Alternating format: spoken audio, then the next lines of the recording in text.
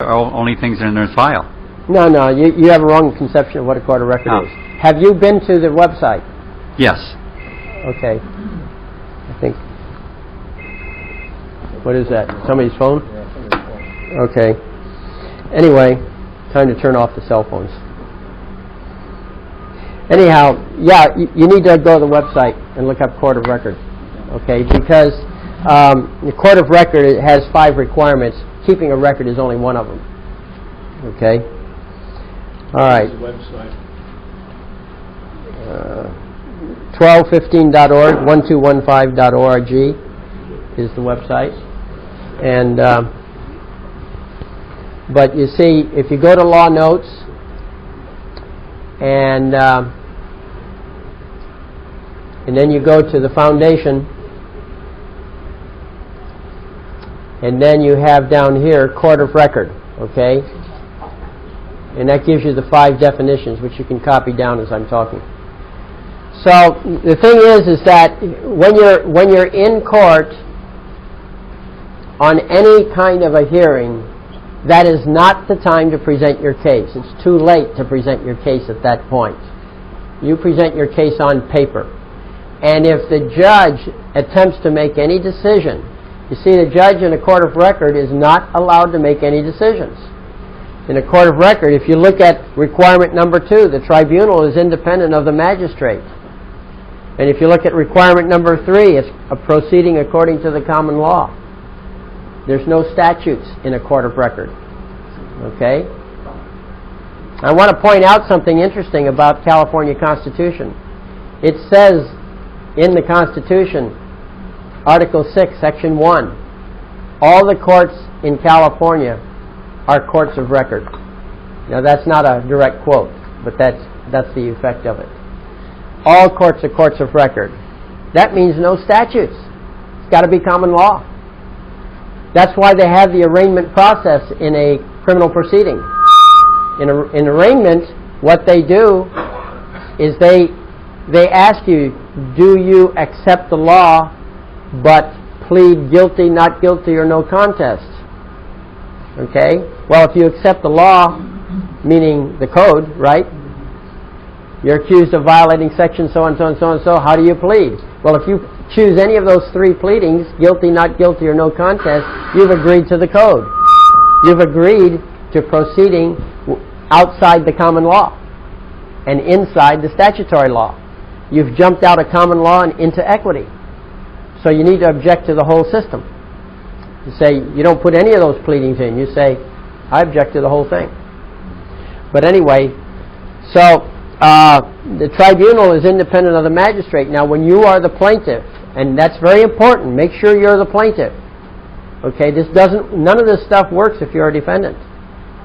So you absolutely must convert yourself into a plaintiff. It's easy to do. All you do is make a counterclaim.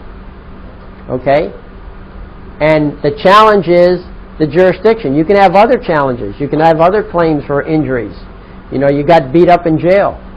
Something. You know, those are claims you can make too. But the primary claim that you make is that the primary claim is that they exceeded their jurisdiction. Now, this is an important point. You all know about the Bill of Rights. You all know about how supposedly you have rights. The truth is you have no rights. Okay? You have a Constitution. The purpose of the Constitution is to keep the government surrounded with an invisible fence. So, you do not plead. Your pleadings are, when you're going against the government, your pleading is not that they violated your rights. Because there's nothing in there in the Constitution that says they can't violate your rights. Okay? So it's a wrong kind of claim. What you do is you claim that they exceeded their jurisdiction. If they don't have jurisdiction granted to them by the Constitution, then they can't take it.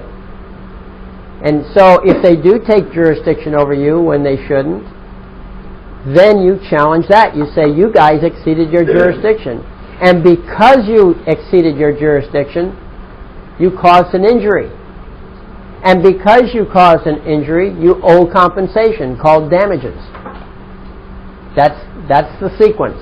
Now you have a logical string of points here to make.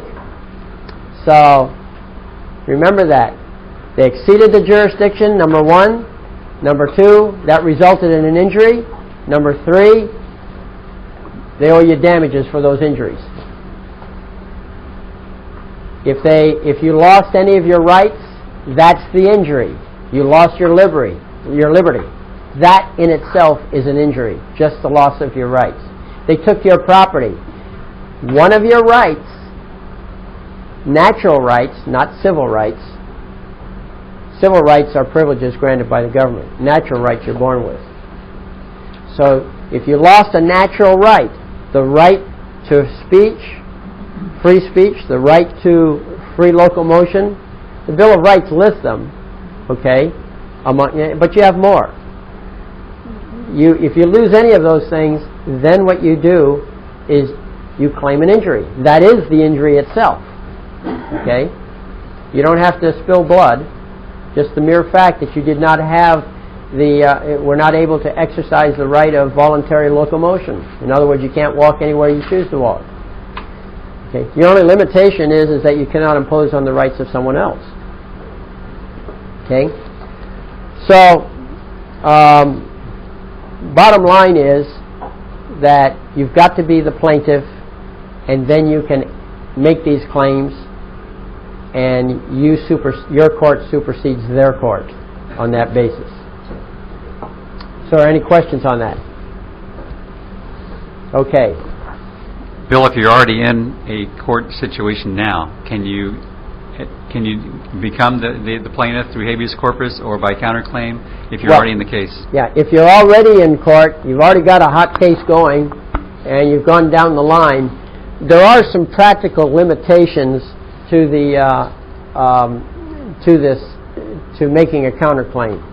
Yeah, you should make a counterclaim before they've really had a chance to move down the line on it. I'd make a counterclaim the minute I know there's charges. Okay, but if you're downstream, the counterclaim becomes a little dubious. So you can always do a claim later anyway. But what you can always do is habeas corpus.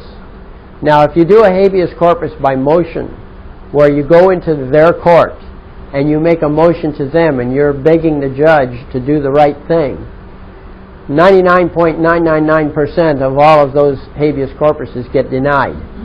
Okay? But if you do a common law habeas corpus, a constitutionally based habeas corpus, which is the same thing, you do a habeas corpus, you are in your sovereign capacity. By what authority do they presume to rebel against the sovereignty of the country or the sovereignty of the state? Okay?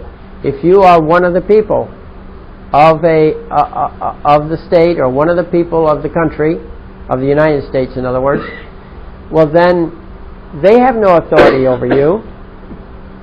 The only way they can get authority over you, well, first of all, they can't. There's no way they can get authority over you. Okay?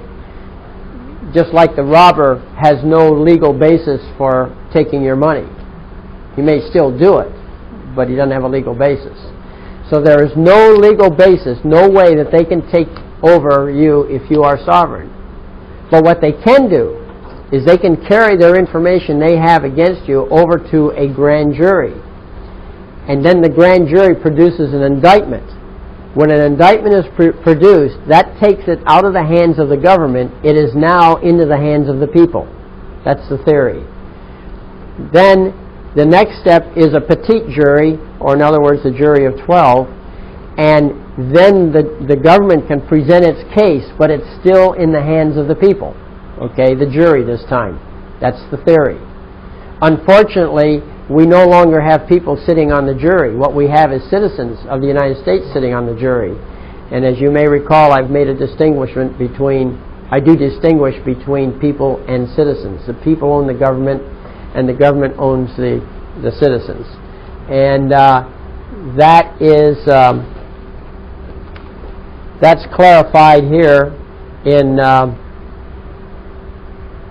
people or citizen. Which one are you? Okay, when you go back to that page. Okay? So, this all explains how the preamble works. Okay, so let me ask you this. Is